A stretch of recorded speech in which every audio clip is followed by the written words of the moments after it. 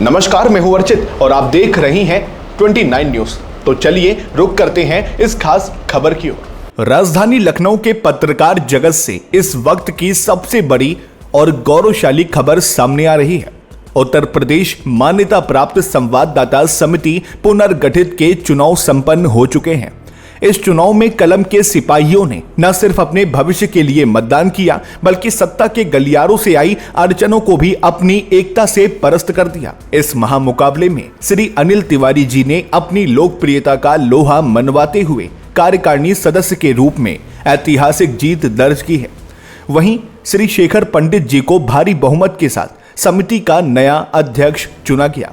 ये चुनाव कोई साधारण चुनाव नहीं था। एनेक्सी मीडिया सेंटर के गेट बंद होने के बावजूद तपती धूप में सड़क पर बैठकर पत्रकारों ने अपने लोकतांत्रिक अधिकार का प्रयोग किया। इस पूरी प्रक्रिया में सबसे चमकता हुआ नाम रहा श्री अनिल तिवारी जी का। कार्यकारिणी सदस्य की दौड़ में अनिल तिवारी जी को पत्रकारों का अपार स्नेह और विश्वास प्राप्त हुआ।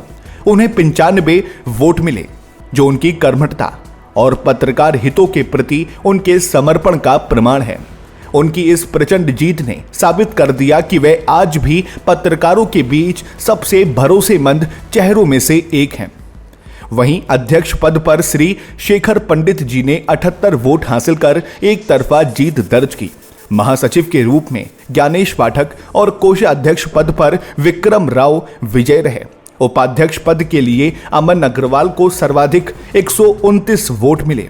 चुनाव संयोजक प्रभात त्रिपाठी ने निर्वाचित टीम को बधाई देते हुए संकल्प लिया कि अब पत्रकारों के हक की लड़ाई और तेज होगी। चाहे वरिष्ठ पत्रकारों की पेंशन का मुद्दा हो या मीडिया सेंटर की बहाली, ये नई टीम डटकर खड़ी रहेगी। अनिल तिवारी जी और शेखर पंडित जी के नेतृत्व में इस समिति का भविष्य अब और भी उज्जवल नजर आ रहा है।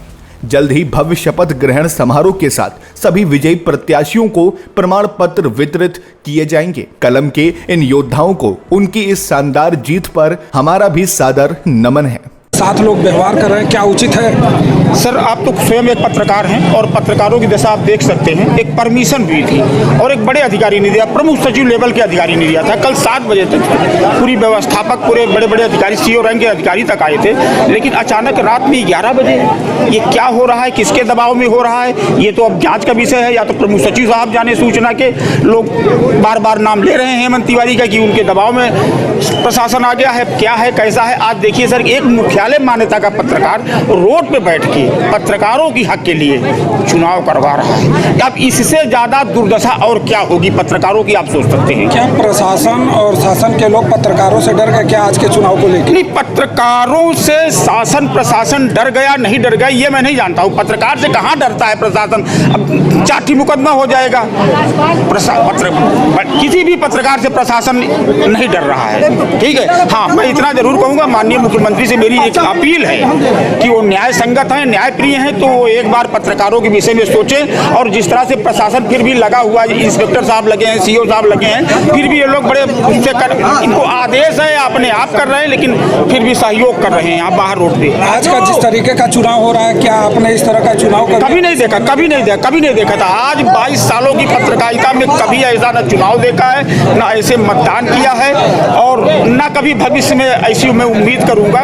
लेकिन आज जो भी हो रहा है, ये पत्रकारों के लिए इससे ज्यादा काला दिन और कोई नहीं हो सकता है। का ये चुनाव एक नजीर है? नजीर तो इसे नहीं कहेंगे हम, इसको एक काला अध्याय कहेंगे। ये नजीर नहीं कहेंगे। आज पत्रकार रोड पे अपने हक के लिए लड़ रहा है, तो ये नजीर नहीं बन सकता है। ये काला अध्याय जुड़ेगा आज, और ये लिखा जाएगा कि पत्रकार जो है अपने हक के लिए रोड पे बैठ के चुनाव करवा रहा है, ठीक है। इसको नजीर कहाँ से कहेंगे? अरे एक छोटी सी जगह कहीं दे दी जाती तो इसको नजीर कहाँ से कहेंगे आप? ये नजीर तो बिल्कुल इसको कह नहीं सकते हैं। बाकी सर है हमारे, इस पर कुछ बोलना चाहेंगे? सर पत्रकारों, सर राजनीति इसको नहीं कह सकते। जी, इसको राजनीति नहीं कह सकते। अनिल तिवारी मेरा शुभ नाम है, अनिल तिवारी मेरा शुभ नाम है। आप लोगों के बीच का हूँ, पत्रकार हूँ। अनिल जी, बहुत बहुत धन्यवाद आपने